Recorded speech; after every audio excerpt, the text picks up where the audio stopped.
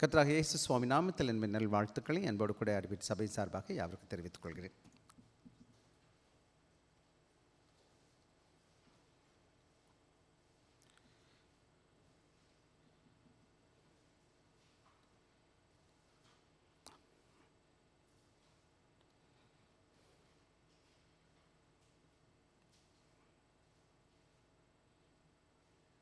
ஒரே ஒரு நிமிஷம்.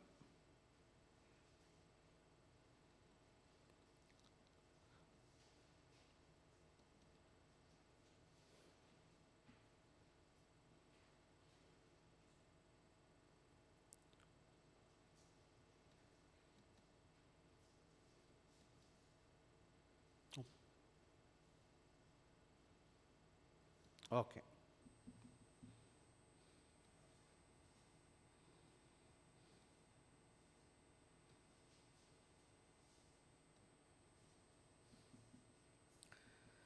இன்றைக்கி என்னுடைய தலைப்பை என்ன போட்டிருக்கேன்? சப்மிஷன் அண்ட் ரெஸ்பான்சிபிலிட்டி, அர்ப்பணிப்பும் பொறுப்புன்னு சொல்லி தலைப்பில் நான் பேசியிருக்கிறேன். நம் சபைக்கு வருவது ஒரு முக்கியமான நோக்கம், ஆண்டவரை ஆராதிப்பதற்கு வந்து கொண்டு இருக்கிறோம். ஆண்டோட வார்த்தையை கற்றுக்கொண்டு இந்த உலகத்தில் எப்படி நல்ல பிள்ளைகளை வாழணும். ஒரு வேத பகுதியை வாசிச்சிருவோம். எடுத்தவங்க 2 தீமோத்தி 3வது அதிகாரம் 16-17 வசனங்களை நாம் எடுத்தவங்க சத்தத்தை உயர்த்தி வாசிக்க முடியாது கேட்டுக்கொள்கிறேன். 2 தீமோத்தி 3வது அதிகாரம்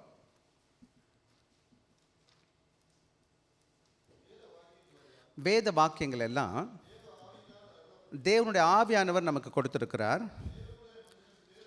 ஒவ்வொரு தேவனுடைய பிள்ளைகளும் மனுஷன் எப்படிப்பட்டவனா, பூரண புருஷனா தேறின புருஷனா காணப்படுவதற்கும் எந்த விதமான நல்ல கிரியையும் செய்ய தகுதி உள்ளவனாக, அந்த வேத வசனத்தினுடைய நோக்கம் என்னன்னு கேட்டால் உபதேசிப்பதற்கும் கடிந்து கொள்ளப்படுவதற்கும் நாம் சீர்திருத்துவதற்கும் நீதியை படிப்பிப்பதற்கும் பிரயோஜனமுள்ளவர்களாக காணப்படும். ஆக வேதத்தை நம்ம கற்றுக்கொள்வது நோக்கம். ஒவ்வொரு வாரமும் நாம் தொடர்ந்து வருகிறோம். தெய்வ ஆராதனையில் பங்கு கொள்ளும் பொழுது பிரதானமாக ஒரு காரியத்தை நம்ம பார்க்குறோம். என்னென்னு கேட்டால் ஆண்டோட வார்த்தை கேட்பதை பேசியிருப்பது பார்ப்போம், போதிப்பாங்க. எல்லா திருச்சபைகளும் ரொம்ப முக்கியமான இடம் எங்கன்னு கேட்டிங்கன்னா வேதத்தை போதிப்பதை நீங்கள் பார்த்துருப்பீங்க. ஆண்டவராக இயேசு கிறிஸ்து வாழ்ந்த காலங்களும் சரி, சீகர்களுடைய காலங்களும் சரி, அதுக்கு முன்னாடி தீர்க்கதரிசிகளுடைய காலங்களே நீங்கள் பார்த்தீங்கன்னா ஒன்று தான் ரொம்ப முக்கியமானது. என்னென்னா ஆண்டோட வார்த்தையை தேவ பிள்ளைகளுக்கு கற்றுக் கொடுப்பது. ஏன் அதை கற்றுக்கொள்ளணும்னு சொன்னீங்கன்னா, இந்த வேத பகுதி சொல்லுது நாம் பூரண புருஷனாக மாறணும், பூரண புருஷியாக மாறணும், ஒரு பக்குவப்பட்ட மனுஷியாக மாறிடணும். அப்புறம் எல்லா விதமான நல்ல கிரியைகளையும் செய்வதற்கு. அப்புறம் அது என்னன்னு சொல்லியிருக்கு, அது நோக்கம் என்னென்ன, உபதேசத்திற்கும் கடிந்து கொள்வதற்கும் சீர்திருத்தலுக்கும் பிரயோஜனம் உள்ளது. அப்போ இந்த திருச்சபையோட போதனை எப்படிப்பட்டதாக காணப்படணும்னு கேட்டிங்கன்னா, போதிக்கிற தேவை திருச்சபை, போதிக்கப்படுகிற ஒரு திருச்சபை. நீங்கள் உங்கள் பிள்ளைகளை பள்ளிக்கூடத்துக்கு அனுப்புவீங்க. எந்த பள்ளிக்கூடம் சிறப்பான பள்ளிக்கூடம்னு நீங்கள் நினைப்பீங்க? நல்லா சொல்லிக் கொடுக்கணும் இல்லையா? இல்லையா? அங்கே வெறும் மியூசிக் வச்சுட்டு ஆட்டம் பாட்டு போட்டுட்டு பள்ளிக்கூடமே பாடம் நடத்தலை. எல்லா நாளும் விளையாட்டு, போ விளையாடு. எத்தனை பேர் உங்கள் பிள்ளைங்களை அந்த மாதிரி ஸ்கூல் பள்ளிக்கூடத்துக்கு அனுப்புவீங்க? கடைசியில் நம்பர் நம்ம கொடுப்பாங்க. என் பிள்ளை என்ன மார்க்கு, போட்டு மார்க்கு பார்ப்போம் நம்ம எல்லோரும். 100க்கு 100 என் மகன் எடுத்துருக்கிறான் அப்படின்னு அம்மாவுக்கு ரொம்ப சந்தோஷம், அப்பாவுக்கு ரொம்ப சந்தோஷம். அப்போ அந்த மாதிரி பள்ளிக்கூடத்துக்கு அனுப்புறதுக்கு எல்லா பேரண்ட்ஸும் க்யூவில் நிற்பாங்க. நீங்கள் பார்த்துருக்கீங்களா? அது நல்ல ஸ்கூல் பாருங்கள், எங்கள் பிள்ளைகளுக்கு நல்லா படித்து கற்றுக் கொடுக்குறாங்க. அதே மாதிரி தான் இந்த திருச்சபைகளும் என்னென்னு கிடைக்குன்னு பார்த்தீங்கன்னா, நீங்கள் நிறைய தேவ திருச்சபைகள் போவீங்கன்னா, சில சபைகளோட திருச்சபை எப்படி இருக்குன்னா வெறும் மியூசிக்லேயே ஓட்டிடுவாங்க. கிளப்பிங்னு சொல்லுவாங்க. கிளப்னா தெரியுமா? பாட்டு கச்சேரி நடத்துகிற மாதிரி ஒரே மைக்கை பிடிச்சி பாட்டு பாடி 1/2 மணி நேரம் 1 மணி நேரம் பிரசங்கம். பாட்டு பிரசங்கம் இல்லை, கடைசியில் கொஞ்சம் நேரம் பிரசங்கம். அந்த நேரத்துக்கூட எல்லாம் விழுந்து தூங்குவாங்க. பார்த்துருக்கீங்களா? சரி, அப்படி. ஸோ எந்த ஒரு சபை ஆரோக்கியமான ஒரு திருச்சபைன்னு கேட்டிங்கன்னா, வேதத்தை வேதமாக போதிக்கிற திருச்சபையாக இருக்கணும். நீங்கள் போகிற திருச்சபை அவங்க வேதத்தில் அடிபடலாமல், வலது பக்கம் இடது பக்கம் சாயாமல் சத்தியத்தை மட்டும் போதிப்பாங்கன்னா அது ஒரு நல்ல ஆரோக்கியமான திருச்சபை. அப்படிப்பட்ட திருச்சபைக்கு நம்ம போனால் என்ன நடக்கும்னு கேட்டிங்கன்னா, நம்ம வேத ஞானத்தில் வளர்ந்து ஒரு பூரணமான புருஷனாக மாறி புருஷியாக மாறி, அப்போ எல்லா விதமான நல்ல கிரியை செய்வதற்கு தேவன் என்னை தகுதிப்படுத்திடுவார். ஆக நம்ம போகும்போது என்ன பண்ணணும்? இசைக்கருவி நிறைய இடத்துல இருக்குது. பாட நிறைய பேர் கற்றுக் கொடுக்கலாம். யூடியூப்பை பார்த்தே பாட்டை நான் கற்றுக்கலாம். சத்தியத்தை சத்தியமாக போதிப்பதற்கு எங்கே இருக்குது? நமக்கு தேவ திருச்சபை தேவை. அதுதான் ஆரோக்கியமான திருச்சபை. சரி, இன்றைக்கி ஏன் இதை பாஸ்டர் அப்படி சொல்கிறீங்கன்னு கேட்டிங்கன்னா, இந்த மாதம் என்ன முக்கியமான மாதம்னு கேட்டிங்கன்னா மே மாதம் அப்படின்னு சொல்லுவோம். மே 1ஆம் தேதி என்ன சொல்லுவோன்னா, நம்ம என்ன செய்வோம்? தொழிலாளர்கள் தினம் அல்லது ஊழியர்கள் தினம் அப்படின்னு சொல்லுவாங்க. என்னன்னு கேட்டிங்கன்னா, சபை என்னன்னா எல்லா விதமான காரியங்களை பற்றி பேசியிருக்கணும். வெறும் அற்புதம், அடையாளம், சுகம், சந்தோஷம்னு பேசாமல், இந்த உலகத்தில் நான் எப்படிப்பட்ட கடவுளோட பிள்ளையாக வாழ்கிறது அப்படின்றத நம்ம கற்றுக் கொடுக்குற இடத்துல நான் காணப்படுகிறோம். விசேஷம் மாலையில் பார்த்தீங்கன்னா எல்லாரும் வெவ்வேறு இடங்களில் நம்ம வேலை பார்த்துக்கிட்டு இருக்கோம். இன்னும் சொல்ல போனால் சிங்கப்பூருக்கு எதுக்கு தான் வந்தோம் நம்ம எல்லோரும்? எதுக்கு வந்திருக்கோம்? வேலை செய்ய வந்திருக்கோம். ரெண்டாவது, எனக்கு மேலே யாரோ இருக்கிறாங்க, எனக்கு கீழே யாரோ இருக்கிறாங்க, நான் ஒரு தொழிலாளியாக இருக்கிறேன், ஒரு ஊழியனாக இருக்கிறேன், ஒரு வேலைக்காரனாக இருக்கிறேன். அவரோட ஆண்டவோட மகனாக இருக்கும்போது ஆண்டோட வேதம் என்ன சொல்லுது? நான் எப்படிப்பட்ட தொழிலாளியாக காணப்பட வேணும், எப்படிப்பட்ட ஆவிக்குரிய மகனாக காணப்படும். ஒரு நாட்டில் உள்ள ஆசீர்வாதமும் அந்த நாட்டில் உள்ள மக்கள் சாபமும் ஒரே ஒரு காரணம் தான். என்ன நடக்கும்னு கேட்டிங்கன்னா, அந்த மக்கள் எல்லாம் நல்ல உழைப்பாளியாக இருப்பாங்கன்னா அந்த நாடு நல்லா வளர்ந்துடும். இப்போ வச்சுக்கோங்களேன், எனக்கு 4 மகன்கள் இருக்கான்னு வச்சுக்கோங்களேன். 4 பேர் நல்லா வேலை பார்க்குறானுங்க, உழைச்சி சம்பாரித்து கொண்டு வரான் வீட்டில். என் வீடு எப்படி இருக்கும்னு நினைக்கிறீங்க? வச்சுக்கோங்க, 4 பேரும் சோம்பேறி பையன். நைட்டெல்லாம் தூங்குறான், பகலெல்லாம் தூங்குறான், வேலைக்கு எந்திரிக்கவே மாட்டான், சாப்பிட்டு படுத்து தூங்குறான். எப்படி இருக்கும் அந்த வீடு? நல்லா இருக்கும் தானே? ஆக நல்ல ஒரு உழைப்பாளி, நல்ல ஆண்டோட ஒவ்வொரு விசுவாச மனுஷனும், ஒவ்வொரு ஆண்டோட பிள்ளைகளும் விசேஷமாக மேற்கத்தில் உலகம் வெற்றி பெற்றதற்கு ஒரே ஒரு காரணம் என்னன்னு கேட்டிங்கன்னா, அவங்க சபைக்கு போனாங்க, ஆண்டோட வார்த்தையை கேட்டாங்க, நல்ல விசுவாசியாக மாறிட்டாங்க, நல்ல வேலைக்காரனாக மாறிட்டான். விசுவாசின்னா பார்த்தீங்களா? ஒருத்தர் நல்ல விசுவாசின்னா என்னது? நல்ல வேலைக்காரன். நல்ல விசுவாசி நல்ல அப்பா, நல்ல விசுவாசி நல்ல அம்மா, நல்ல விசுவாசி நல்ல மகன், நல்ல படிப்பான், எல்லா வேலையும் சின்சியராக செய்வாங்க. ஏன்னா வேதம் எனக்கு சிறு வயதுலேருந்து கற்றுக் கொடுக்குது எது சரி எது தவறு, எப்படி செய்யணும் எப்படி செய்யக்கூடாதுன்னு சொல்லிட்டு. அதனால தான் ரொம்ப முக்கியமாக ஆவிக்குரிய ஆசீர்வாதத்தை நீங்கள் நினைக்கிறீங்க சபைக்கு போனால் அற்புதம் நடக்கும், அடையாளம் நடக்கும், ஒரு பக்கம் ஆண்டவர் கிருபை இருக்குது, அது அனுகிரகமாக இருக்குது. ஆனால் நான் என்ன செய்கிறேன்? வேலைக்கு கடவுள்கிட்ட பிள்ளையாக இருக்கிறதுனால என் வேலை ஸ்தலத்தில் நான் எப்படிப்பட்டவன், மற்றவனை காட்டில் நான் தனியாக நிற்கிறேன் பாருங்கள். ஏன்னா ஆண்டோட பயத்தோட பக்தியோட. அதை தான் நீங்கள் தானியேல் புக்கில் பார்க்கலாம். தானியேல் என்ன பண்ணுறாரு? சாத்ராக் மேஷாக் ஆபேத்நேகோ பார்க்கலாம், யோசேப்பை பார்க்கலாம், தாவீதை பார்க்கலாம், மற்ற ஊழியக்காரங்களை வேதத்துலையும் பார்க்கலாம். வேதத்தை விட்டுட்டும் நல்ல ஊழிய விசுவாசி யார் இருக்காங்க கூட அவங்க வேலை ஸ்தலத்தில் அவங்க தனியாக வெளியப்படுவாங்க. ஏன்னு கேட்டிங்கன்னா, ஆண்டோட வசனத்தால் அவங்க போதிக்கப்பட்டு இருக்கிறாங்க, எப்படி எங்கே நடக்கணும்னு கற்றுக் கொடுக்கப்பட்டு இருக்கிறாங்க. எனவே இந்த அருமையான சாயங்கால வேலையில் ஒரு சில காரியங்களை வேகமாக நான் உங்களுக்கு சொல்ல விரும்புகிறேன். நீங்கள் எப்படிப்பட்ட தொழிலாளியாக இருக்கணும், எப்படிப்பட்ட வேலைக்காரனாக இருக்கணும், எப்படி அதை வேதத்தின் பார்வையில் ஆண்டோட மகனாக இருக்கிறதுனால, அதாவது உலகம் நிறைய காரியங்களை கற்றுக் கொடுக்குது, இப்படி செய்யணும் அப்படி செய்யணும். உங்க கூட வேலை பார்க்குறவன் நல்லவன் நிறைய பேர் இருக்கிறான், நிறைய பேர் வேலை கிளம்பி இருக்கான். பார்த்துருக்கீங்களா? உங்க கூட வெளியில் எல்லாம் பாஸ் வந்தோடனே கொடுன்னு ஆடுவானுங்க, ட்ராமா பண்ணுவானுங்க. மற்ற நேரம் என்ன பண்ணுவான்? அவன் ஏமாற்றிக்கிட்டு திரிவான். கட் கார்னர்னு சொல்லுவாங்க. ஏமாத்து வேலையெல்லாம் பார்த்துருக்கீங்களா? ஆண்டோட பிள்ளைகளுக்கு இந்த கால வேலையை நான் பேசும்போது கொஞ்சம் அதை ஒட்டி தான் பேசியிருக்கிறேன், எப்படி நம்ம அந்த ஊழியத்தை பார்க்கணும்னு சொல்லிட்டு. இன்றைக்கி நம்ம முதலாளிகளுக்கு முன்னாடி எப்படி நான் காணப்படணும், இந்த வேத பகுதியை நமக்கு கற்றுக் கொடுக்குறோம். முதலாவது சப்மிஷன். என்னது சப்மிஷன்? என்னதுயா? கீழ்ப்படிதல். ரெண்டாவது என்னது? ரெஸ்பான்சிபிலிட்டி. என்னொன்று? பொறுப்பு. நம்ம எல்லாருக்கும் விருப்பப்பட்டோ விருப்பப்படாமலோ ஒரு பொறுப்பு கொடுக்கப்பட்டிருக்கு. ஒரு கம்பெனிக்கு போகிறீங்க, காலையில் எழுந்திரிச்சு போகிறீங்க, என்னது சேஃப்டி ப்ரீஃபிங் இருக்குன்னு நினைக்கிறேன். இருந்த பிறகு என்ன செய்வாங்க? இன்றைக்கி இதை போய் செய், நீ இந்த வேலையை செஞ்சுட்டு வா அப்படின்னு சொல்லி அனுப்பிடுவாங்க. சில வேலைகள் அந்த பாஸ் இருக்க மாட்டார். சில வேலைகளில் யாரும் கூட இருக்காங்களா இல்லைன்னு சொல்லி பார்க்க முடியாது. நான் தனியாக நின்று வேலை பார்க்க வேண்டிய இடம் பல வேலைகள் இருக்குது. ஆனால் பெரிய பாஸ் உட்காந்துட்ருக்காரு. நான் சிறு வயதில் ஞாயிறு பள்ளிக்கு போயிருக்கிறேன். ஞாயிறு பள்ளிக்கு எனக்கு பாடம் இப்படி கற்றுக் கொடுத்தாங்க. ஒரு முறை என்ன பண்ணாங்க, ஒரு சின்ன பையனை ஒரு அப்பா கூட்டிகிட்டு என்ன செஞ்சுக்கிறாங்க, மாங்காய் திருட கொண்டு போயிருக்கிறார். என்ன திருட கொண்டு போயிருக்கிறாரு?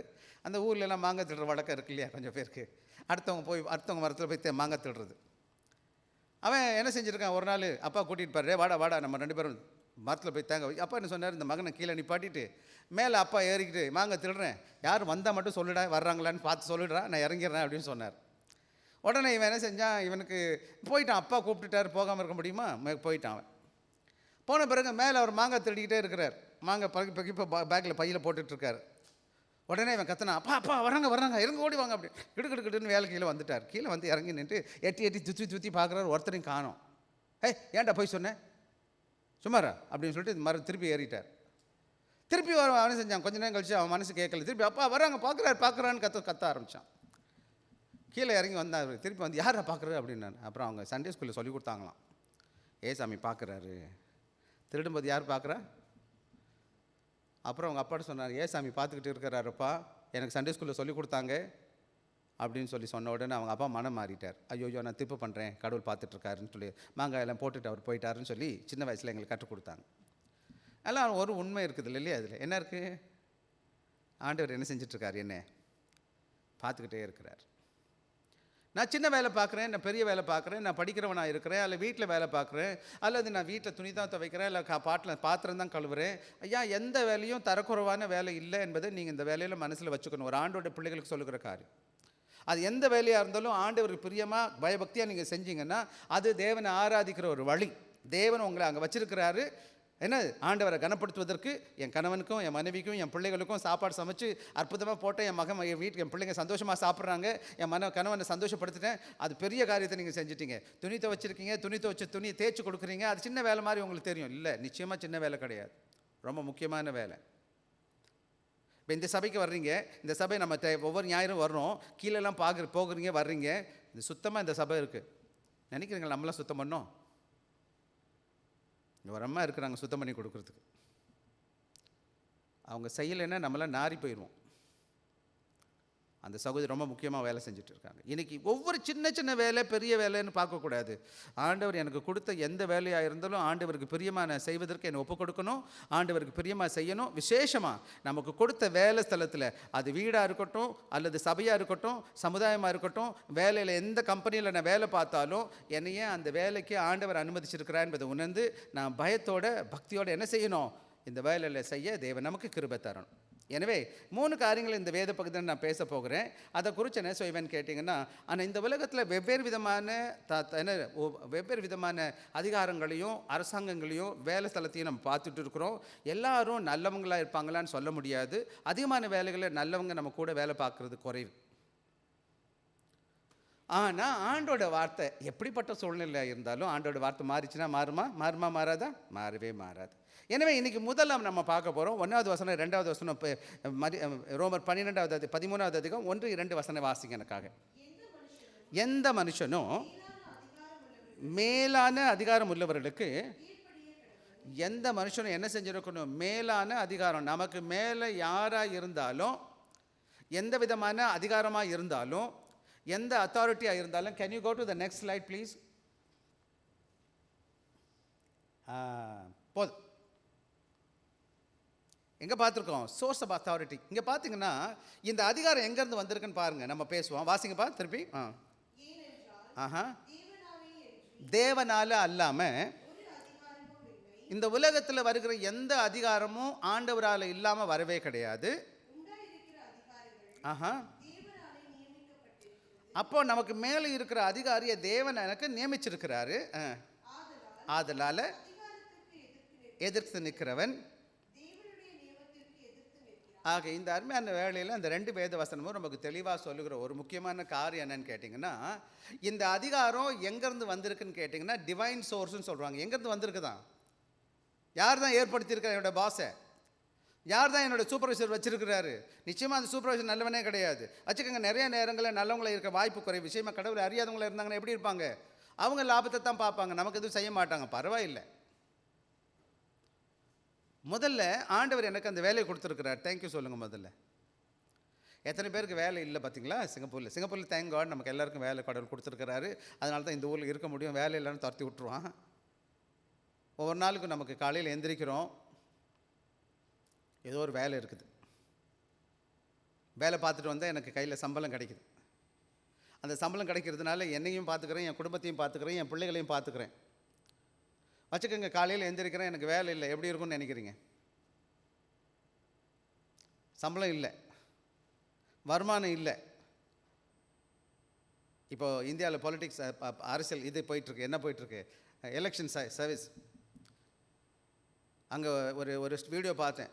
எத்தனை மக்களுக்கு, எத்தனை சதவீதம், எத்தனை கோடி மக்களுக்கு வேலை இல்லை இந்தியாவில்னு கேட்டிங்கன்னா, இந்தான்னு 70 கோடி மக்களுக்கு என்ன கிடையாதுன்னு கேட்டிங்கன்னா சரியான வேலை கிடையாது. விஷயமாக வாலிப பிள்ளைங்க நிறையா பேர் படிச்சுட்டு சுற்றிக்கிட்டு இருக்கிறான், வேலை இல்லாமல், வெட்டி இல்லாமல். இனிமேல் சென்னைக்கு நீங்கள் போனீங்கன்னா அவங்க நிறையா படிச்சிருக்கிறாங்க, கொடுக்குற சம்பளம் எவ்வளவு? ரொம்ப சொற்ப சம்பளம், 10,000 15,000. அவங்க வேலை பார்த்துட்டு உட்காந்துருக்குறாங்க, ஹோட்டல்லையும் அங்கேயும் இங்கேயும் அலையிறான் வேலை இல்லாமல். ஆனால் எனக்கு உங்களுக்கும் ஆண்டவர் அப்படி வைக்கல. அட்லீஸ்ட் சிங்கப்பூரில் வச்சுருக்கிறாரு. ஏதோ எனக்கு நல்ல வேலையை கடவுள் கொடுத்துருக்கிறார். ஆக இந்த நல்ல வேலையில் நம்ம புரிஞ்சுக்கணும், எல்லாத்துக்கும் மேலேங்க நம்ம பார்க்குறது என்னன்னு கேட்டிங்கன்னா, நம்முடைய அதிகாரமானது ஆண்டவரத்தில் வந்ததுனால, அந்த அதிகாரம் ஆண்டவர் எனக்கு கொடுத்துருக்கிறதுனால நான் என்ன செஞ்சுருக்கணும்னு கேட்டிங்கன்னா, அது தேவனிடத்தில் வந்ததுனால நான் என்ன செய்யணும், ஆண்டவருக்கு விரோதமாக இல்லாதபடி நான் வச்சுக்க. இந்த வசனம் சொல்லுது பார்த்தீங்கன்னா, அதிகாரத்துக்கு எதிர்த்து நிற்கிறவன் யாருக்கு எதிர்த்து நிற்கிறானா? 2வது வசனம். ஆதலால் அதிகாரத்துக்கு எதிர்த்து நிற்கிறவன் யாருக்கு என்ன தேவனுடைய நியமத்திற்கு எதிர்த்து நிற்கிறான்.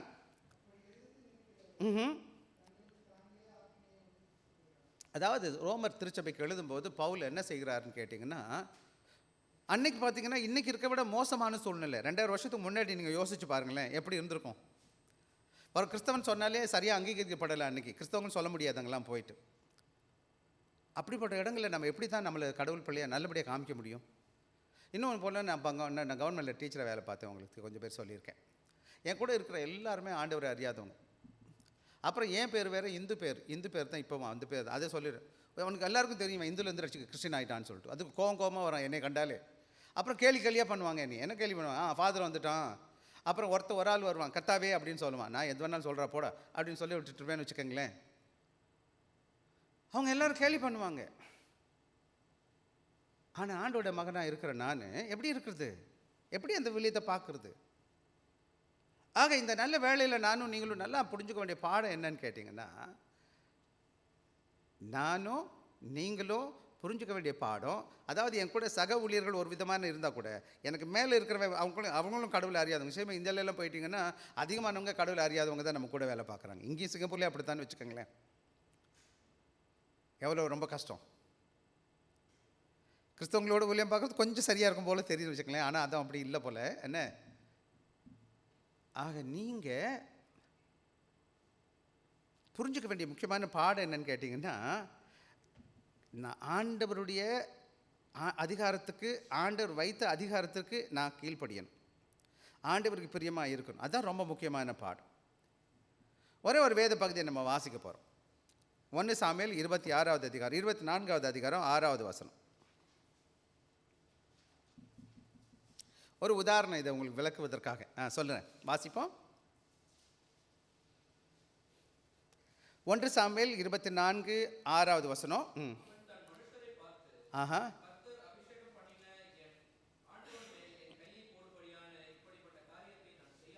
செய்யாதபடிக்கு காப்பாராக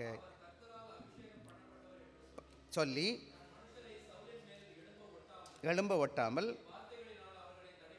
போதும். இந்த வேத பகுதியை வீட்டில் போய் வாசிச்சு பாருங்கள்.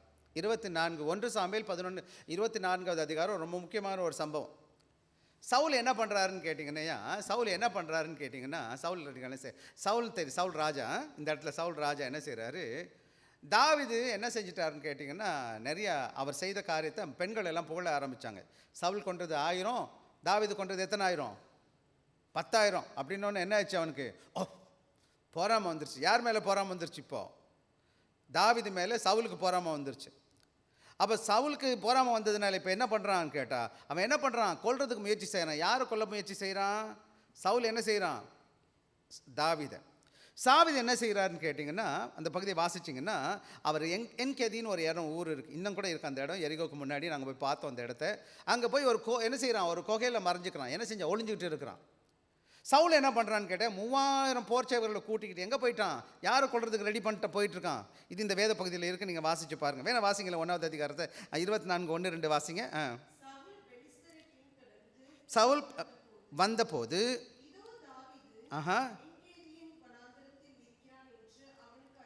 என்கேதின்னு ஒரு வனாந்தரத்தில் ஒளிஞ்சிட்டு இருக்கான்னு அவனுக்கு கேள்விப்பட்ட போது, அப்பொழுது சவுல்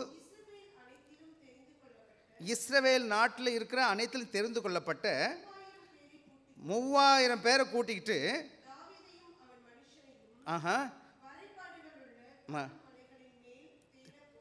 எதுக்கு தேட போனான்னு நீங்கள் நினைக்கிறீங்க? அவன் எதுக்கு போனான் 3000 பேரை கூட்டிக்கிட்டு? ஒன்றும் கிடையாது, அவனை கொல்றதுக்கு. யாரை கொல்றதுக்கு போகிறான்? தாவீதை கொல்றதுக்கு. எத்தனை பேரை கூட்டிகிட்டு போனான்? 3000 பேர். யார் இந்த தாவீது? இந்த சவுல் அந்த நாட்டு ராஜா. இவன் யார்? ஒன்றும் பெரிய ஆள் கிடையாது, ஒரு சாதாரண போர் சேவகன்னு வச்சுக்கோங்களாமே. இப்போ என்ன ஆகுதுன்னு கேட்டிங்கன்னா, இப்போ நடந்த காரியம் என்னன்னு கேட்டிங்கன்னா, எந்த குகையில் வந்து எந்த கெவியில் தாவீது மனுஷன் இருக்கிறாங்களோ அதே இதுக்குள்ளே யார் போகிறா? சவுல் தனியாக போகிறான். அவன் வந்து டாய்லெட் போகிறான். அது அப்படியே இருக்கு அதில். அப்போது யார் தனியாக உள்ளே வந்துட்டா? இருட்டாக இருக்குது. குகை எப்படி இருக்கும்? இருட்டாக தானே இருக்கும், லைட்லாம் இல்லை. யாருக்கு தெரியுது உள்ளே நுழையிறது சவுல்றது? யார் தெரியுது? அங்கே உட்காந்துருக்காங்க, ஒளிஞ்சிட்டு உட்காந்துருக்காங்கல்ல அந்த குகையில் தாவீது உட்காந்துருக்கு, தாவீது ஜனங்களாம் உட்காந்துருக்குறாங்க, போர்ச்சுகலாம் உட்காந்துருக்குறாங்க. சவுல் இப்போ உள்ளே வர்றாரு. உள்ளே உட்காந்து ஒன்று சொல்கிறாங்க, கிசுன்னு சொல்கிறாங்க. யார்கிட்ட? தாவீதை பார்த்து தாவீதுடைய ஆட்கள் சொல்கிறாங்க, இங்கே இருக்கிறான், ஒரே அடியாக போட்டுருப்பா. இங்கே யாரும் இல்லை, 3000 பேர் கிடையாது, அவன் தனியாக இருக்கிறான். அடிக்கிறது எவ்வளோ நேரம் அடிக்கிறதுக்கு? ஒரே போடு தான், ஒன்றும் கிடையாது. ஆனால் தாவீது என்ன சொல்கிறான் பார்த்தீங்களா? 6வது வசனம் இப்போ வாசிங்க. அவன் தன் மனுஷரை பார்த்து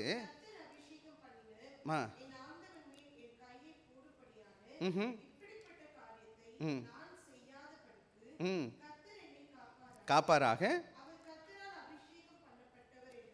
சொல்லி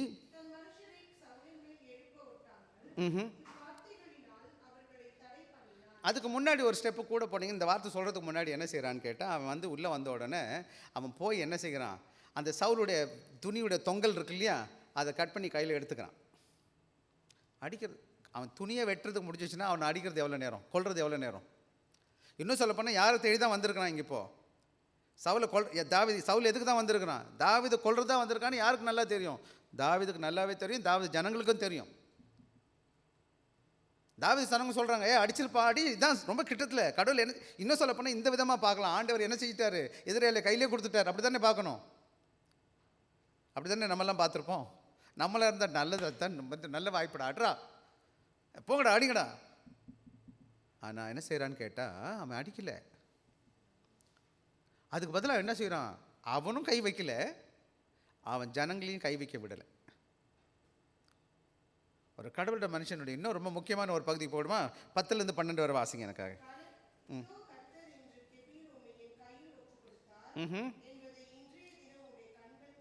கண்டதே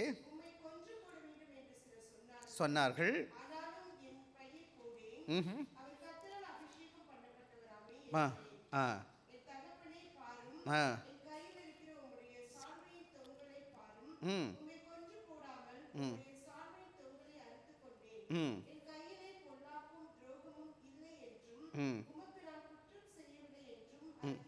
அறிந்து கொள்ளும் வேட்டையாடுகிறீர்.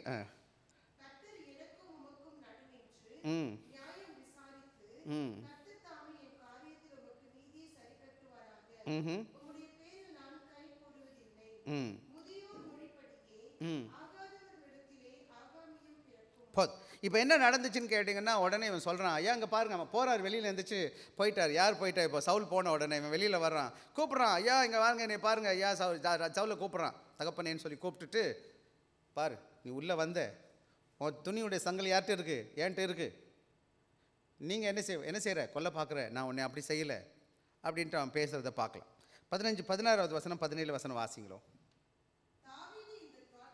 தாவீது இந்த வார்த்தைகளை சவுலோடே சொல்லி முடித்த பின்பு, சவுல், என் குமாரனாகிய தாவீதே, உன்னுடைய சத்தமல்லவா என்று சொல்லி சத்தமிட்டு அழுது பார்த்து, என்னை பார்க்கலாம் செய்தாய், தீமை செய்தேன் செய்த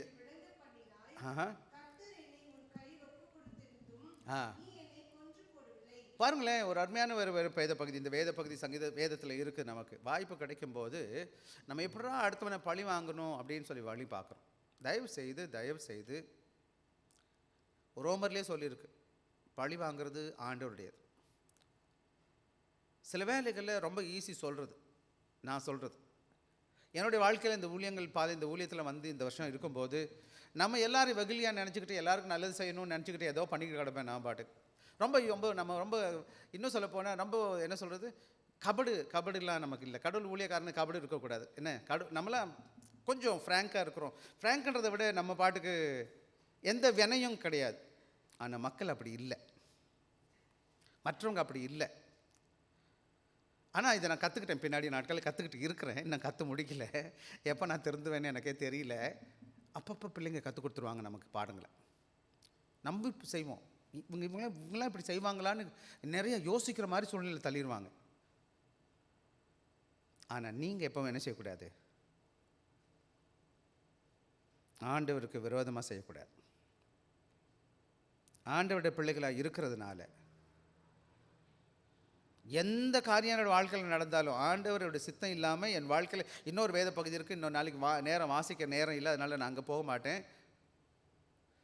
நீங்களும் நானும் ஒரு நல்ல கடவுளோட மனுஷனாக இருந்து நமக்கு நல்லது நடந்தால் கடவுளுக்கு நன்றி செலுத்துவோம். தீமை நடந்தாலும் ஆண்டவரோட அனுகிரகம் இல்லாமல் ஏதோ ஒரு நோக்கத்தோடு எனக்கு கடவுள் நடத்திட்டு இருக்கா என்பதை புரிஞ்சுக்கிட்டு அதை நான் என்ன செய்யணும்? ஆண்டவர் பிள்ளைகள் எப்படி பார்க்கணுமோ ஆண்டவரோட ஜபத்தோட பயத்தோட பக்தியோடு பார்த்து யாருக்கும் எந்த விதத்திலும் எந்த காரியத்திலும் நம்ம தீங்கு செய்யாதபடி நம்மளை நம்ம பாதுகாத்துக்கொள்ளணும்.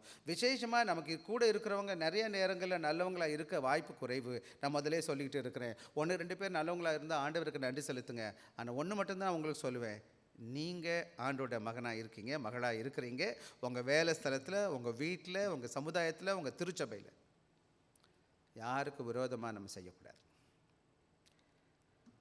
இன்னொரு வேத பகுதி கூட இருக்குது, டைம் இல்லை நமக்கு. தானியேலை பற்றி நம்ம வாசிக்கலாம். தானியேல் எடுத்துக்கலாமே, 6வது அதிகாரம். தானியேல் எழுதின தானியேலின் புத்தகம் 6வது அதிகாரம் நம்ம வாசிக்கலாம். 21 23 வரை வாசிப்போம்.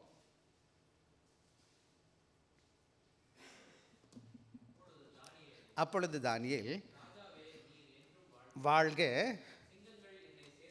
படுத்தாதபடிக்கு அனுப்பி கட்டி போட்டார். அதேனென்றால் குற்றமற்றவனாய் முன்பாகவும் என்றும்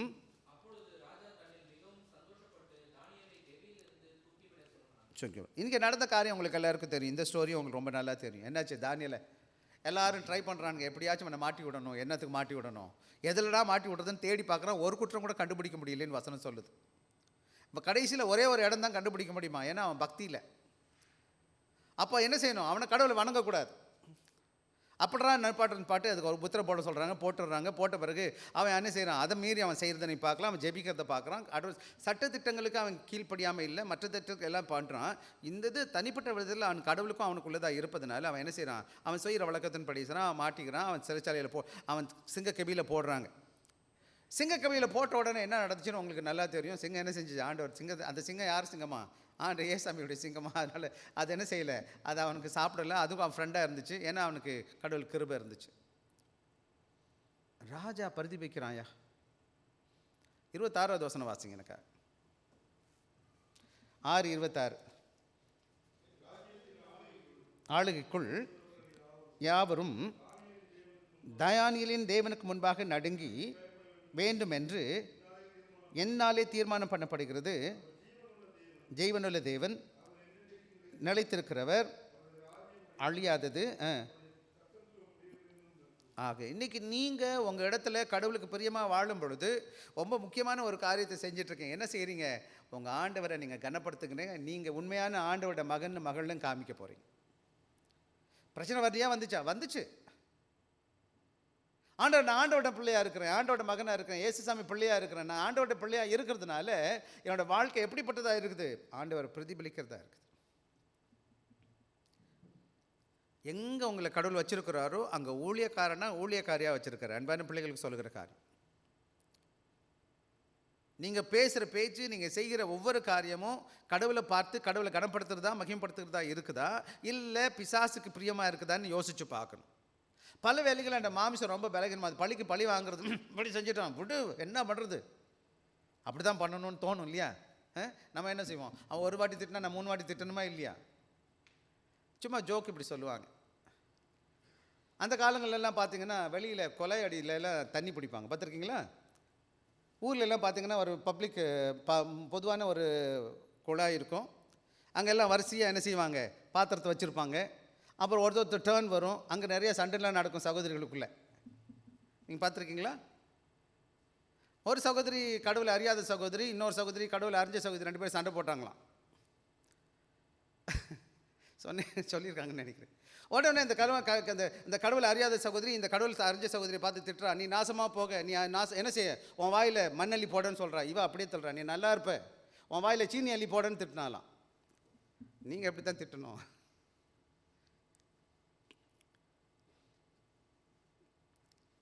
நாம் செய்கிற ஒவ்வொரு காரியமும் ஆண்டோட மகளை காமிக்கணும். ஒவ்வொரு வாய்ப்பும், வேலை ஸ்தலத்தில் என்னை ஆண்டு ஒரு ஊழியக்காரனாக வச்சுருக்கிறார், ஊழியக்காரியாக வச்சுருக்கார். படிக்கிற சில நீ ஒரு ஆண்டோட மகனாக இருக்கிற, என் பிள்ளைகளுக்கு சிறு வயதுலேருந்து கற்றுக் கொடுக்கணும் நீ ஆண்டோட மக அப்படின்னு சொல்லிட்டு. கஷ்டம்தான், சில வேலைகள் ரொம்பவே கஷ்டமாக இருக்கும் ஆண்டோட பிள்ளைகளாக இருப்பதற்கு. ஆனால் ஆண்டவர் ஞானத்தை கொடுப்பார், ஆண்டவர் கிருபை கொடுப்பார், ஆண்டவர் அருங்கனத்தை பாராட்டுவார். இங்கே பார்த்தீங்கன்னா தாவீதுடைய சூழ்நிலை பாருங்கள். நம்மளெல்லாம் தூக்கி சிங்கக்கபியில் போகிறதுக்கு முன்னாடியே நம்ம செத்து பேர் பாட்டோம், ஐயோ அப்பா என்ன நடக்குதுன்னு சொல்லிட்டு. அங்கே பார்த்தீங்கன்னா தாவீதுடைய லைஃப்பை பார்த்தீங்கன்னா அது எப்படி இருந்துச்சு. அதாவது நிறைய உதாரணங்களை நான் சொல்ல முடியும். ஆண்டவரை இயேசு கிறிஸ்து காலங்களையும் நம்ம பார்க்க முடியும், பவுலுடைய வாழ்க்கையை பார்க்க முடியும். ஆண்டவரை இயேசு இந்த பூமியில் வரும்போது தேவனுடைய குமாரனாகிய இயேசு கிறிஸ்து இந்த உலகத்தை படைத்த சர்வ வல்லமையில் எந்த ஒரு சட்டத்துக்கும் அவர் கீழ்ப்படியாமல் இருக்கலை. எல்லாத்துக்கும் அவர் என்ன செஞ்சார், ஈவன் டேக்ஸ் பண்ண வரி கொடுக்கும்போது அவர் அப்படியே வரி கொடுத்துட்டு எல்லாத்தையும் அப்படியே கீழ்ப்படிந்தார். ஒரு வார்த்தை கூட பேசலையாம். அவர் சிலுவையில் அறியறதுக்கு முன்னாடி யாருமே கை வச்சிருக்க முடியாது. ஆண்டவர் ஒருத்தம் கூட கை வச்சிருக்க முடியாது. அவர் ஒரே ஒரு வார்த்தை அதான் சொல்லுது வசனம். 72,000 தூதர் வந்து நிற்பாங்களாம் அவர் கூப்பிட்டோன்னு. எத்தனை ஆயிரம் பேர் வருவாங்களாம்? 72,000 பேர் என்ன செஞ்சிருவான், தூதர்கள் வந்து நிற்பான். அங்கே இருக்கிறவனை கூட அதிகமாக யார் இருந்திருப்பா? ஒருத்தர் இருந்திருப்பான். அங்கே யாராச்சும் ஏறுவது கை வைக்க முடியுமா? இல்லை யாராச்சும் வைக்க முடியும், ஏசாமி வைக்க முடியுமா? காற்றை பார்த்து நில்லுன்னு நிற்குது, பிசாசெல்லாம் ஓடுது. எவ்வளோ வல்லம் இருந்துச்சு அவருக்கு. பூமியை உருவாக்கின தேவன் ஐயா, அவருக்கு முடியாத காரியமும் ஒன்றும் கிடையாது. ஆனால் அமைதியாக இருந்தாராம். ஒரு வார்த்தை கூட எதிர்த்து பேசலை. அடிக்கிறாங்க, துப்புறாங்க, கண்ணை கட்டிட்டு என்ன செய்கிறாங்க, கொட்டுறாங்க, அவமானப்படுத்துகிறாங்க. அதிகாரம் ஆண்டவர்கிட்டருந்து வந்திருக்கு. ஸோ இந்த வேலையில் நம்ம என்ன பார்க்குறோன்னு கேட்டிங்கன்னா, அன்பான பிள்ளைகளுக்கு சொல்கிற காரியம் நிறையா காரியம் சொல்லிகிட்டே போகலாம். நீங்களும் நானும் ரொம்ப ஜாக்கிரதையாக இருக்கணும். நம்முடைய ஆண்டவர் நம்ம என்ன செஞ்சுருக்கிறார், ஒரு அதிகாரத்தை கீழே வச்சுருக்கிறார். அது ஏன் அவருக்கு தான் தெரியும். என்னை உருவாக்கிட்டு இருக்கிறார். இன்னும் பிள்ளை நான் சொல்கிறேனே, எங்கள் சபையில் நிறைய பேர் நல்லவங்க கெட்டவங்க சேர்ந்து தான் வருவாங்க. சபையில் எப்போவுமே எல்லாரும் நல்லவங்க கிடையாது. இப்போ நான் ஊழியத்தில் இருக்கேன், தொடர்ந்து அதே ஜனங்களை பார்த்துட்ருக்கேன், நான் பேசிகிட்டு இருக்கேன். நான் எந்த மனசுலையும் கசப்பு இல்லை, நான் அப்படியே மேலோட்டமாக எனக்கு கடவுள் சொன்னதை நான் பேசிக்கிட்டு இருக்கேன். உடனே ஒருத்தர் வருவார், நீ எங்களை தான் சொல்கிறீங்க. அவங்கள சொன்னால் எனக்கு ஏன் நான் அங்கே போய் சொல்ல முடியாதா என்ன? அப்புறம் அதை வச்சுக்கிட்டு எதாவது பண்ணுவாங்க. கடவுள் ஸ்தோத்திரம், அவங்கள கொண்டு நம்மளை கடவுள் உருவாக்கிட்டு இருக்காருன்னு நான் நினச்சிக்குவேன். நம்ம கவனமாக இன்னும் பேசணும், ஞானமாக இருக்கணும். கடவுளை என்னை உருவாக்குகிறார். சரி, அடுத்த கதைக்கு வந்துருந்தீங்களா? டைம் ஆச்சு. இதோட நோக்கமும் அல்லது அதிகாரத்தின் ஃபங்க்ஷன் செயல்பாடும் என்னன்னு புரிஞ்சுக்கணும். வசனம் 3-4 வாசிங்கப்பா. மேலும் அதிகாரிகள் நல்ல கிரியைகளுக்கு அல்ல, துர்க்கிரியைகளுக்கே பயங்கரமாக இருக்கிறார்கள். ஆகையால் நீ அதிகாரத்துக்கு பயப்படாமல் இருக்கணும்னு சொன்னால் நன்மை செய், அதனால் உனக்கு புகழ்ச்சி உண்டாகும். நன்மை உண்டாகும் பொருட்டு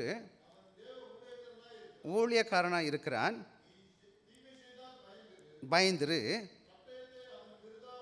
பிடித்திருக்கவில்லை, வரும்படி. ஆக இன்னைக்கு நீங்களும் நான் நல்லா புரிஞ்சுக்கோங்க. ஒரு அதிகாரத்தை தேவன் எனக்கு கொடுத்திருக்கிறார், ஏதோ அதிகாரம் கீழே என்னை வைத்திருக்கிறார். ஆண்டவர் ஏதோ ஒரு நோக்கத்தோடு என்னை அங்கே வச்சிருக்கிறார். அதுதான் சிம்பிள் தாட். நானாக அங்கே போகலை.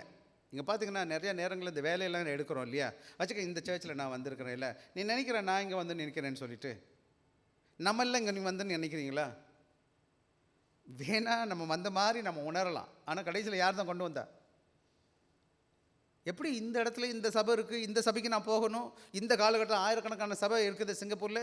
எவ்வளோ பெரிய இடம், சிங்கப்பூர் சின்ன நாடு தான் இருந்தால் கூட எங்கேயோ போயிருக்கலாம்ல. நம்ம எவ்வளோ சபைகள் இருக்குது தானே, எங்கேயோ நம்ம போகலாம்ல. ஏன் இங்கே, ஏன் இந்த நேரத்தில் நான் இங்கே இருக்கணும்? எவ்வளோ கம்பெனி இருக்குது தானே, ஏன் அந்த பர்டிகுலர் கம்பெனி? ஏன் அந்த கம்பெனியில் இந்த பாஸ் அல்ல இந்த சூப்பர்வைசர் இருக்கிறான்? யார் இவனை ஏற்படுத்தினா மேலே? கடவுளோட நோக்கம் ஒன்று இருக்கு இல்லையா, என்னை உருவாக்குறதுக்கு.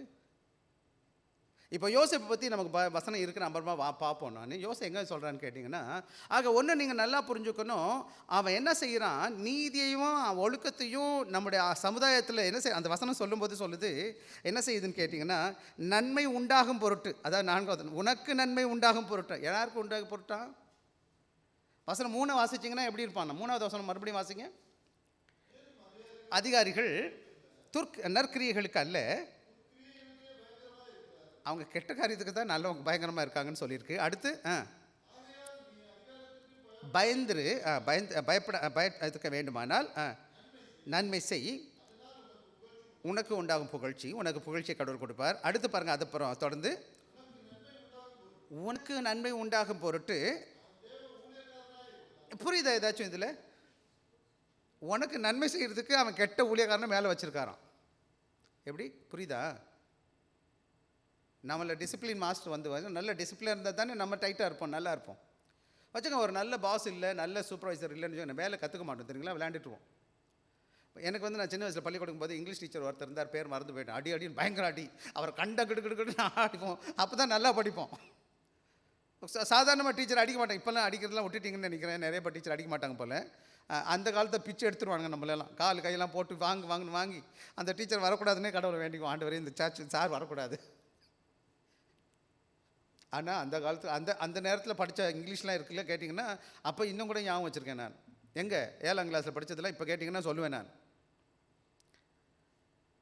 அந்த கெட்ட வேலைக்காரன், அந்த கெட்ட எஜமானன், அந்த கெட்ட மேலே உள்ளவன், அவன் கெட்டவன் தான். ஆனால் ஆண்டவர் என்ன செய்கிறாரு? எனக்கு ஏதோ ஒரு நன்மைக்காக அவனை அனுமதிச்சிருக்கிறாரு. அந்த நேரம் எனக்கு கசப்பாக தான் இருக்குது. இங்கே ஒரு அழுத்தம் இருந்தார், என் கூட இருந்தார் ஸ்டார்டிங்கில் வந்தப்போ. அப்படியே என்னை ஊற்றிட்டு பார்த்துக்கிட்டே இருப்பார், நான் என்னடா பண்ணுறேன் எங்கடா போகிறேன்னு சொல்லிட்டு.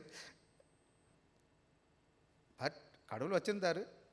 ஸோ இன்றைக்கி நீங்களும் நானும் நல்லா புரிஞ்சுக்கணும், ஏதோ ஒரு தேவன் நன்மைக்காக, நன்மை உண்டாகும் பொருட்டு. வாசிங்கப்பா 4வது வசனம். உனக்கு நன்மை உண்டாகும் பொருட்டு. ஏன் அந்த கெட்ட வேலைக்காரன், கெட்ட எஜமானன், கெட்ட பாஸ் அல்லது கெட்ட சூப்பர்வைசர் ஊழியக்காரனாக இருக்கிறானா? யாரோட ஊழியத்தை செய்கிறானா? யாரோட ஊழியம்? தேவ ஊழியக்காரனாக வச்சுருக்கிறாரு. அப்போ என்னை திருத்துறதுக்கு யாரை வச்சுருக்கிறாரு? நான் போதிச்சு, நான் பாஸ்டர் அன்பாக சொல்லி பாருங்கள், செய்வானா இவன்? வாங்கப்பா, அதை செய்யாதீங்கப்பா, இதை செய்யாதீங்கப்பா, குடிக்காதீங்கப்பா, வெறிக்காதீங்கப்பா, டாக்டர் சொன்னால் அவன் கேட்பான். சர்ச்சுக்கு போலுங்க, கடவுள் தட்டுன்னு ஒரு தட்டு போடுவார், அப்புறம் வந்து நிற்பான். பார்த்தீங்களா? உங்களுக்கு ஆண்டவர் நிறைய செக் வச்சுருக்காருப்பா வெளியிலலாம். சரி, அடுத்தது தொடர்ந்து வாசிங்கம்மா. நீண்மை செய்தால் பிடித்திருக்கவில்லை.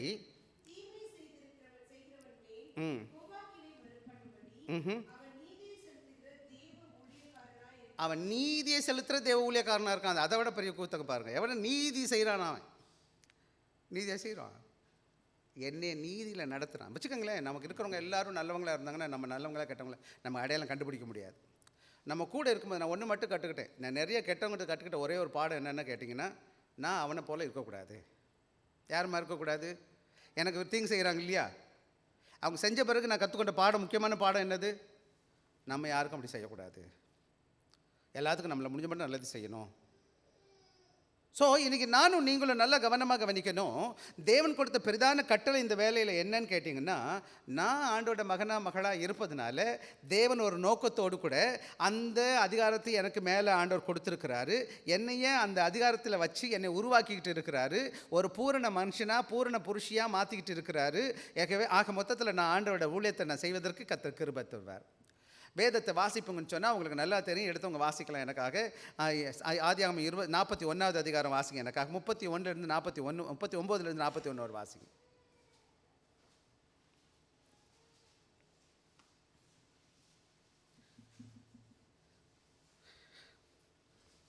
யாக்கோப் ஆதியாகமம் 41வது அதிகாரம்.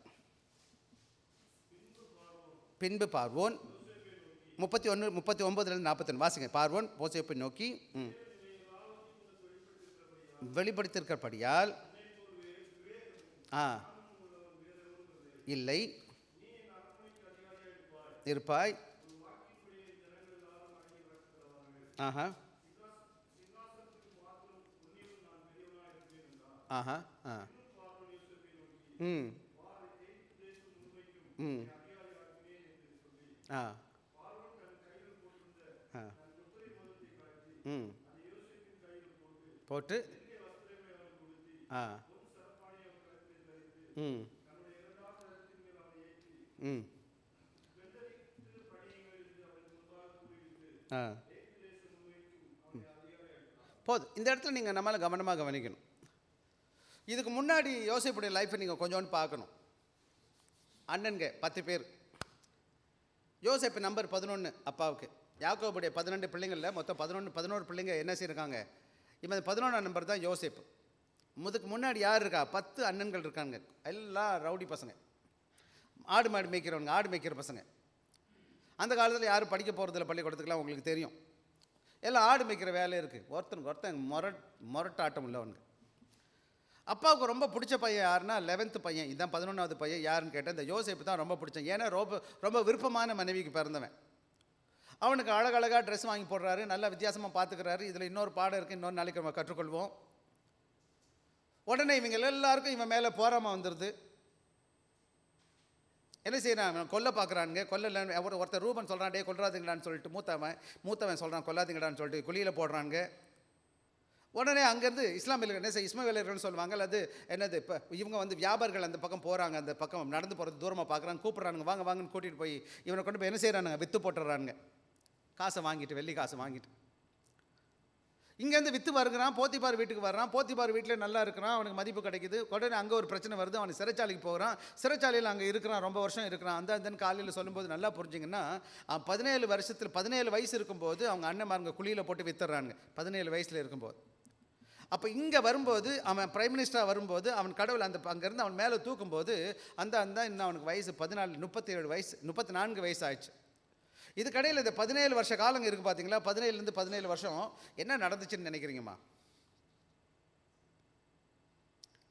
இந்த கடினமான பேசேஜ் இருக்கு இல்லையா, இந்த கடினமான ட்ரைனிங் இருக்கு இல்லையா, அவனை என்ன செஞ்சுருக்காரு ஆண்டவர்? போட்டு உருவாக்கிக்கிட்டு இருக்காரு. என்ன செஞ்சிட்ருக்காரு? எந்த வேலைக்கு? முக்கியமான ஒரு வேலைக்கு. பிரைம் மினிஸ்டர் எடுத்த உடனே வச்சுக்கோங்களேன், அங்கேருந்து அப்பா பிள்ளையாக இருந்து செல்ல பிள்ளையாக இருந்துட்டு பிரைம் மினிஸ்டர் மாதிரி தான் என்ன இருக்கும்?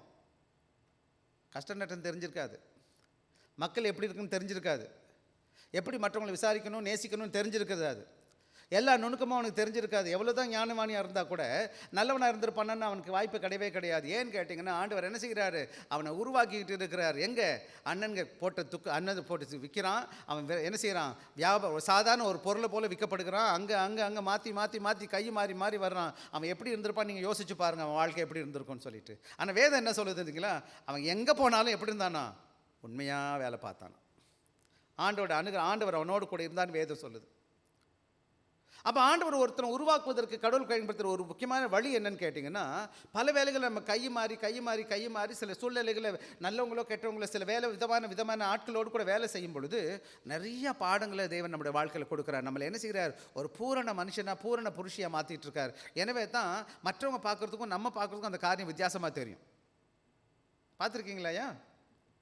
அவங்க பார்க்குற பார்வை வேறு, நம்ம பார்க்குற பார்வை வேறையாக இருக்கும். ஏன்னா அவ்வளோ அனுபவத்தை கடவுள் கொடுத்துருக்காரு. யோசேப்புக்கு என்ன செஞ்சார் ஆண்டவர்? அண்ணனுக்கு வெறுப்பு தெரியும். அந்த வியாபாரிகள் கொண்டு போய் விற்கிறத பார்க்கலாம். அங்கே வீட்டுக்கு போகிறான், அங்கே பிரச்சனை. அவன் சிறைச்சாலையில் இருக்கிறான், அங்கே பிரச்சனை. எந்த பிரச்சனையாக இருந்தாலும் சரி, எங்கே இருந்தாலும் மேலே உள்ள அதிகாரங்களுக்கு அவன் கீழ்ப்பட்டவனாக இருக்கிறதுனால ஆனால் அதெல்லாம் விருப்பமான காரியம்னா கிடையாது, ரொம்ப துக்கமான காரியம்தான் அதெல்லாம். அதுவும் அவமானம், கெட்ட பேர், என்ன அசிங்கம். சில வேலைகளில் இப்போ நீங்கள் முன்னாடி பார்த்தோம் தாவீதை பற்றி. தாவீதை விரட்டுறான். என்ன செய்யறான்? 3 முறை வீத்தி வச்சு குத்த பாசிட்டான், கொல்ல பார்த்தான் சவுல். ஓடுறான், காட்டை தேடிலாம் ஓடுறான். சங்கீதத்தில் பார்த்தீங்கன்னா 74 சங்கீதம் யார், 73 சங்கீதம் யார்? தாவீது எழுதின சங்கீதம். எல்லாமே நீங்கள் பார்த்தீங்கன்னா அவன் பாடல் எப்படி பாட்டிருக்கோம், அவன் கஷ்டத்தில் போய் கடவுள் எப்படி அவன் மீட்டெடுத்தான்ற மாதிரி அதிகமாக இருக்கும் அந்த வேலையில். என்ன நடக்குதுன்னு கேட்டிங்கன்னா, அவன் இந்த பாடுகள் மத்தியில் கடந்து போகிறான் பார்த்தீங்களா, அந்த பாடுகள் தான் அவனை உருவாக்குற சக்தி. அந்த பாடு தான் என்ன பண்ணுது? அவனை ஷேப் பண்ணுது, உருவாக்குது. நம்ம சொகுசாக இருந்துட்டோம், நிறையா சாப்பாடு துணிமணி. இன்னும் சொல்கிறேன், தப்பாக எடுத்துக்காத பெற்றவங்க இருக்கிறீங்க, பிள்ளைங்களை ரொம்ப செல்லமாக வளர்த்துட்டிங்கன்னா அவங்க பிள்ளைங்க போய் ரொம்ப கஷ்டப்படுவாங்க. அன்பாக இருங்க பிள்ளைங்களோட, ஆனால் உண்மையை கற்றுக் கொடுங்க. பசினா என்ன, பட்டினினா என்ன, கஷ்டம்னா என்ன, நல்லது கட்ட என்ன. யோசேப்பு உங்கள் அப்பா கிட்ட இருந்தானா ஒன்றுத்துக்கும் உதவாமல் போயிருப்பான் தெரியுமா உங்களுக்கு? யோசேப்பு வச்சுக்கோங்க, இந்த யோசேப்பு நல்லவன், வேதம் முழுவதும் நல்லவனாக காணப்படுறான் வச்சுக்கோங்க. அப்பா கிட்ட இருந்தால் அவன் எப்படிப்பட்டவனா வந்திருப்பான்னு நீங்கள் நினைக்கிறீங்க? நல்லவனாக இருந்திருப்பானா இல்லையா? செல்ல பிள்ளையாக வளர்ந்துருப்பான். யாரும் மதிப்பானா? யாரையும் மதிச்சிருக்க மாட்டான். ஆண்டவர் அவனை உருவாக்குறதுக்கு என்ன செஞ்சார்? அவங்க அப்பா கையிலேருந்து பிடிங்கிட்டார், வாடாங்க வெளியில். வேறு வழி தெரியல. இதுதான் கடவுள் பயன்படுத்துகிற யுக்தி, கடவுள் கொடுத்த பயன்படுத்துகிற வழி. பல வேலைக்கு நம்ம நினைக்கிறோம் பிள்ளைகளுக்கு கேட்குறதெல்லாம் வாங்கி கொடுக்கணும், தப்பு கிடையாது, நல்லா வாங்கி கொடுங்க, செய்யுங்க. ஆனால் உண்மையை கற்றுக் கொடுங்க, கஷ்டத்தை கற்றுக் கொடுங்க, கஷ்டம்னா என்னன்னு கற்றுக் கொடுங்க. அன்பு என்பது அந்த பிள்ளையோட கஷ்டம். நாளைக்கு நான் என் பிள்ளையோடு இல்லாதப்போ, என் தனியாக நிற்கும் போது என் பிள்ளை வெற்றி உள்ளவனாக வாழ்வானா, வெற்றி இல்லாதவனாக இருப்பானா? இன்றைக்கி என் பிள்ளைகளுக்கு, நிறையா பிள்ளைகளுக்கு கஷ்ட நஷ்டம் தெரியாமல் வளர்த்துக்கிட்டு இருக்கிறோம். ஜாக்கிரதையாக இருக்கணும். இங்கே நடக்கிற காரியம் என்னென்ன? யோசேப்பை கடவுள் என்ன செஞ்சால்? உருவாக்கி கொண்டு வந்துட்டார். கடவுள் பெரிய பொறுப்பை கொடுக்குறாரு. அந்த பொறுப்புக்கு என்ன செய்கிறான்? தகுதி உள்ளவனாக கடவுள் மாற்றிட்டார். நிறைய உதாரணம் இருக்கம்மா, என்கிட்ட சொல்கிறதுக்கு நேரம் இல்லை. எங்கே பாருங்கள், 8:10 ஆச்சு இப்போது. சரி, இன்னொரு முக்கியமான காரியத்தை நான் சொல்லிவிட்டு நான் முடிக்க விரும்புகிறேன். வாசிக்கலாம் எனக்காக. தம்பி அடுத்த பாயிண்ட் போடுங்க. ஆஹா. ம். ஆஹா. ம். ம். ம். இருக்கிறார்களே. ஆக நானும் நீங்களும் கீழ்ப்படியணும். எந்த நிலைமையில் காணப்பட்டாலும் எனக்கு கடவுள் கொடுத்த பெரிய பாக்கியம் என்னன்னு கேட்டிங்கன்னா, கீழ்ப்படுகிற காரியம். Obedience to authority just not legal application, is a moral imperative. அது வெறும் அதாவது நான் கீழ்ப்படுகிறது கடமைக்காக இல்லை, நான் ஆண்டோட மகனாக இருப்பதனால, மகளாக இருப்பதனால. அந்த சட்டம் சொல்லுது கீழ்ப்படிய சொல்லி. நான் கீழ்ப்படிச்சா எல்லாரும் கீழ்ப்படுகிறவங்களாம் பண்ணிடுறாங்களே. எப்போ நான் போகிறேன், வண்டியில் போகிறேன், லைட் விழுந்துருச்சுன்னா நின்றுறேன். எல்லோரும் செய்கிறாங்களே, நான் மட்டுமா செய்கிறேன்? சிங்கப்பூரில், இந்தியாவில் அதெல்லாம் கிடையாதுன்னு எனக்கு தெரியும். ஏன்னா ரெட் லைட் இருந்தாலும் அடித்து போகிறோம் நமக்கு. ஆக எனக்கு சில வேலைகளை பார்க்கும்போது மாத்திரம் கிடையாது, பார்க்காத பொழுதும் நான் என்ன செய்யணும்? சிங்கப்பூரில் பரவாயில்ல, ராத்திரி 12 மணிக்கோ 1 மணிக்கோ 2 மணிக்கோ செப்பல் லைட் விட்டால் நாங்களாம் நின்றுவோம், நம்ம எல்லாம் நின்றுவோம் இல்லையா? ஆள் பார்க்கலன்னா கூட அந்த கான்சியஸ்னஸை வளர்த்துக்கிட்டோம், அந்த மனசாட்சியை வளர்த்துக்கிட்டோம். சில வேலைகளை நம்ம சட்டம் சொல்வதற்காக இல்லை, நான் ஆண்டோட மகனாக இருப்பதனால நான் என்ன செய்ய போகிறேன்? நான் கீழ்ப்படிய போகிறேன். அது மாத்திரம் கிடையாது, நான் ஆண்டவரை கனப்படுத்துகிறதுனால, ஆண்டோட மகனாக இருக்கிறதுனால மற்ற அதிகாரத்தை நான் கனப்படுத்த போகிறேன். அது மாத்திரம் கிடையாது, அப்படி நான் செய்யாமல் இருக்கும்போது 2 விதத்தில் பிரச்சனை இருக்குது. ஒன்று, நான் ஆண்டோட இந்த சட்டத்துக்கு கீழ்ப்படியாமல் போகிறேன். அதே சமயம் இன்னொரு விதத்தில் ஆண்டவர் நாமத்தை நான் தூசிக்க போகிறேன். வச்சுக்கோங்க, நான் ரெட் லைட் அடிச்சிட்டேன், என்னையா உடனே போலீஸ் பிடிச்சிட்டான். தப்பி தவிர நான் அங்கே போய் நிற்கிறேன். நான் என்னன்னு கேட்பான், என்னையா பண்ணுறேன்னு கேட்பான். என்னை கேட்பான். நான் என்ன சொல்லுவேன்? நான் நியூ லைஃப் பைபிள் பிரசிபிட்டேரியன் சர்ச்சில் பாஸ்டராக இருக்கிறேன். உடனே ஆண்டவர் பேர் ரிப்பேரா? என்னையா வச்சுக்கோங்க, நீங்கள் கிறிஸ்தவ பேர் நிறைய பேர் வச்சுருக்கீங்க. உங்களை பார்த்த உடனே கேட்பான், உங்கள் பேர் சொன்ன உடனே. அதனால தான் சில வேலைகள் நியூஸ் பேப்பர்லாம் கிறிஸ்தவ பேர் வரும். டேவிட் கொலை பண்ணினான், டிராமன் சேவை செய்தான், அப்படி பேர்லாம் பார்த்துருப்பீங்க. சார், நம்ம பிள்ளைங்க இல்லை, பொதுவாக வரும் பார்த்துருப்பீங்களா? இப்போ கூட சினிமா படங்கள்லாம் பார்த்தா அந்த ரவுடி பேரெல்லாம் என்ன பேர் தான் வச்சுருப்பான்? கிறிஸ்தவ பேர் வச்சுருக்கான்ப்பா. பார்த்தீங்களா எவ்வளோ அசிங்கம்? ஆக கீழ்ப்படுகிறது முக்கியமான நோக்கம் என்னென்னா, ஆண்டவரோட நாம மகிமைக்காக நான் செய்கிறதாய் காணப்பட வேண்டும். ஒன்று தான் இங்கே ஒரு பிரச்சனை இருக்குது. எங்கெல்லாம் நம்ம என்ன செய்கிறோன்னு கேட்டால், சில நேரங்களில் மாத்திரம் ஒரு விதிவிலக்கு வேதத்திலே இருக்குது. விதிவிலக்குன்னா புரியுதா உங்களுக்கு?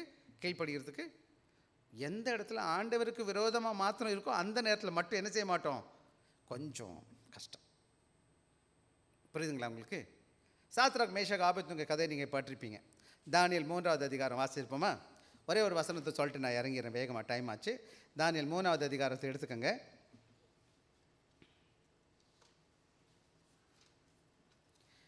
மூன்றாவது அதிகாரம்.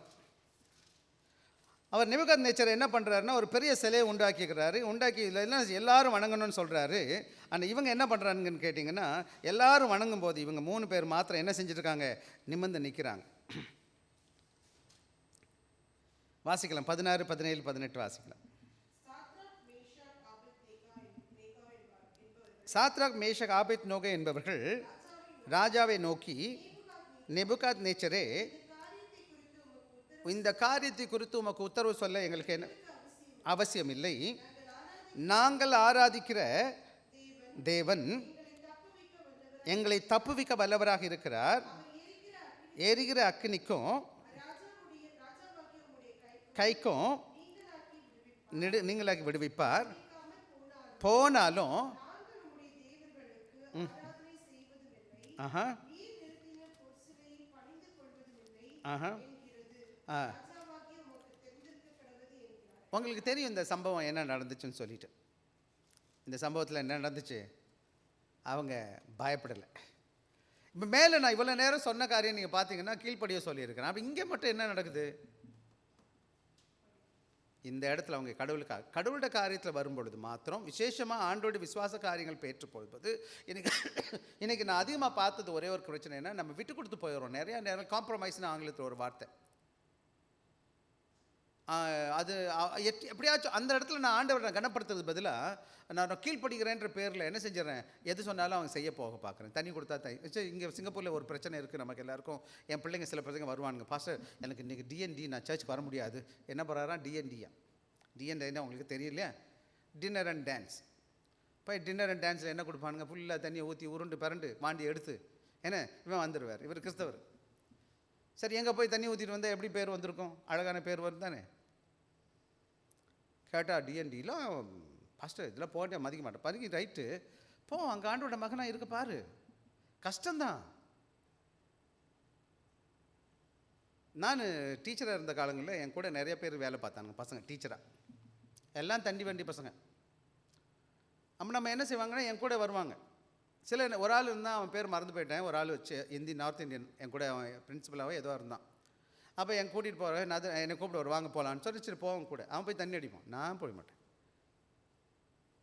நம்ம இதெல்லாம் கை வைக்க மாட்டோம். சரி, போயிட்டு போகுது. ஆக என்ன நான் சொல்ல வருகிறேன்னு கேட்டிங்கன்னா, எதுக்கு நான் காம்ப்ரமைஸ் பண்ணணும், எதுக்கு நான் கீழ்ப்படியணும்? ரொம்ப ஜாக்கிரதையாக இருக்கும். என்ன நடக்குதுன்னு கேட்டிங்கன்னா, சில வேலைகளில் நம்ம கடவுளோட காரியங்களுக்கு மீறி நடக்கிறோம். பாஸுக்கு கீழ்ப்பட ஆரம்பிச்சிடும். ஸோ இங்கே நானும் நீங்களும் கவனமாக கவனிக்க வேண்டிய பாடம் என்னென்னு கேட்டிங்கன்னா, ஜாக்கிரதையாக இருக்கணும். உடனே ஒரு வசனத்தை இன்னொரு வேத பகுதி வாசிக்கலாம். அப்போஸ்தலர் 4வது அதிகாரம் 19வது வசனம் 20வது வசனம் வாசிங்க.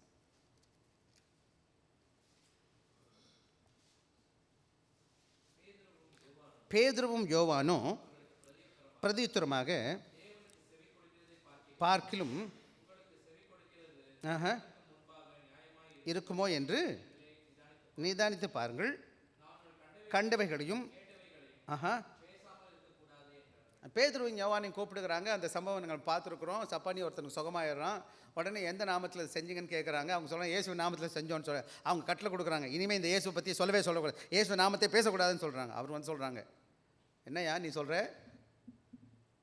உனக்கு கீழ்ப்படியணுமா ஆண்டவருக்கு கீழ்ப்படியட்டுமா? நான் அதான் 19வது வசனம். பேதுரு யோவான் அவர்களுக்கு பிரதித்திரமாக, தேவனுக்கு செவி கொடுப்பதை பார்க்கலும் உங்களுக்கு செவி கொடுக்கிறது தேவனுக்கு முன்பாக நியாயமாக இருக்குமோ என்று நீங்கள் நிதானித்து பாருங்கள். அவங்ககிட்ட திருப்பி கேள்வி கேட்குறான், எப்படா யாருக்கு நான் கீழ்ப்படியணும், உனக்கா கடவுளுக்கா? ஸோ இன்றைக்கி நான் வேலையில் இருக்கிறேன், வெவ்வேறு இடத்துல வேலையில் இருக்கிறேன். நல்லவங்க கெட்டவங்க எல்லாம் சேர்ந்து இருக்கிறாங்க. மேலும் சொன்ன காரியம் அதிகாரம் தேவனால தான் கொடுக்கப்பட்டிருக்கு, தப்பு கிடையாது. அதிகாரம் என்னை உருவாக்குது, அதுவும் தவறு கிடையாது. கீழ்ப்படியணும், நல்லது. ஆனால் மறந்துடக்கூடாது, அந்த கீழ்ப்படிதல் தேவனை கனப்படுத்துகிறதா இருக்கணுமே தவிர ஆண்டவர் நாமத்தை தூசிக்கிற கீழ்ப்படுதலாக இருக்கக்கூடாது. புரியுதா நான் சொன்னது? ஏதாச்சும் புரியுதா? இருக்காச்சும் சின்ன பிள்ளைகளுக்கு புரிஞ்சிச்சா? கீழ்ப்படியும் போது ஆண்டவரை கனப்படுத்தணும். சரி வாங்க, ஒரு சில காரியங்கள் வேகமாக சொல்லிடலாம். தம்பி அடுத்த ஸ்லைட் போயிடுங்க. இங்கே இல்லையா உங்கள்கிட்ட? ரைட், விட்டுருங்க.